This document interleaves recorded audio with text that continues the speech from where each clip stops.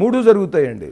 ఎందుకంటే భావోద్వేగాలతో అన్నారు కనుక ఎవరికి లాభం చేకూర్చడం కోసం ఈ పార్టీ పెట్టారు. ఓకే, ఇది ఆంధ్రప్రదేశ్ సెంట్రిక్ గా పనిచేస్తుంది అంటారు, ఎందుకంటే తెలుగు పార్టీ అని చెప్పి. అవునండి, అవునండి, తెలుగు భాష కావాలి మనకి. చెప్తాను మీకు తెలుగు చెప్పండి.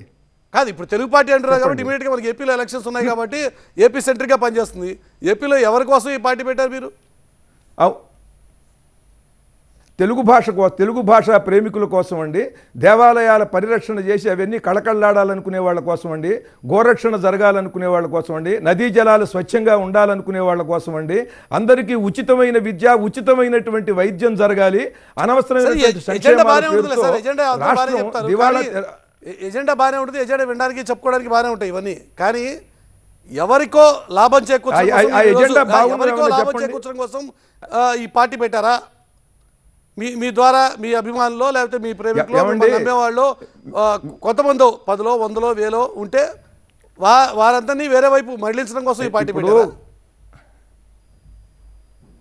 నాకు ఎవడికో భజన చేయాల్సిన అవసరం లేదు, తెలుగు తల్లికి భజన చేస్తాను. ఎవడినో దించి ఎవడినో ఎక్కించాల్సిన అవసరం నాకు లేదు. నేను తెలుగు భాషను నేను సింహాసనం మీద కూర్చోబెడతాను. దేవాలయాల్లో ఉండేటువంటి దేవతామూర్తుల్ని నేను రాష్ట్ర సింహాసనం మీద కూర్చోబెడతాను.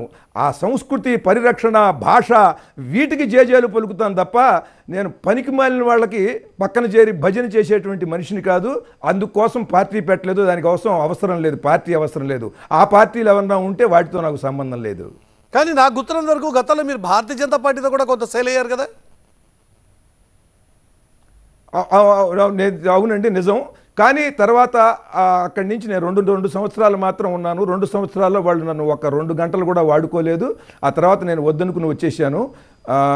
ఆ తర్వాత నాకు దానికి ఏమీ ప్రత్యేకమైన సంబంధం లేదు. పార్టీ అవునన్నా కాదన్నా కొంత భారతీయ జనతా పార్టీ ఈరోజు మోదీ గారి హయాంలోనే బ్రహ్మాండమైనటువంటి రామ మందిర నిర్మాణం జరుగుతోంది. మరి అలాంటి పార్టీ ఇప్పుడు కాదని కొత్తగా జనమిత్రులు గారు ఏదో పార్టీ పెడితే ఆ పార్టీ వెనకాల ఎందుకు వస్తారు జనం? బాగా చెప్పారు. ఇప్పుడు నేను చెప్పినటువంటి మేనిఫెస్టోని ఎవరన్నా సరే పెడతానని చెప్పండి, నేను వాళ్ళకి మద్దతు ఇస్తాను. నేను ఎక్కడ ఏమి వాళ్ళ గురించి మాట్లాడతా. గోరక్షణ, దేవాలయ పరిరక్షణ, భాషా పరిరక్షణ, నదీ జల పరిరక్షణ ఇవి చేస్తాను. అందరికీ ఉచిత వైద్యం, అందరికీ ఉచిత విద్య చేస్తానని చెప్పమనండి. ఎవరికి ఎక్కడికక్కడ బీజేపీకి దగ్గరగా ఉన్నాయి కొంచెం కొన్ని మాటలు. ఎందుకంటే ఆలయాల గురించి గట్టిగా మాట్లాడేది బీజేపీ, గో సంరక్షణ గురించి గట్టిగా మాట్లాడేది బీజేపీ. అట్లా ఇక్కడ రాజాసింగ్ లాంటి వాళ్ళు ఆల్రెడీ కొంత ఫైట్ కూడా చేస్తున్నారు అలాంటి కాజ్ మీద. మాట్లాడటం కాదండి, మేనిఫెస్టోలో పెట్టి అదే అంశం మీద మీరు ఎన్నికలకి వెళ్ళాలి.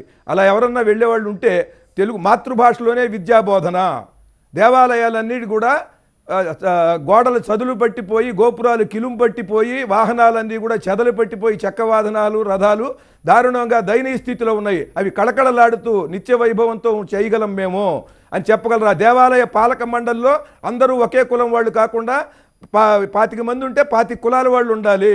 అట్లాగే అసెంబ్లీలో కూడా 100 కులాలు మా మేనిఫెస్టోలో ఉంటుందండి. 100 కులాలతో శాసనసభ, 100 కులాలు.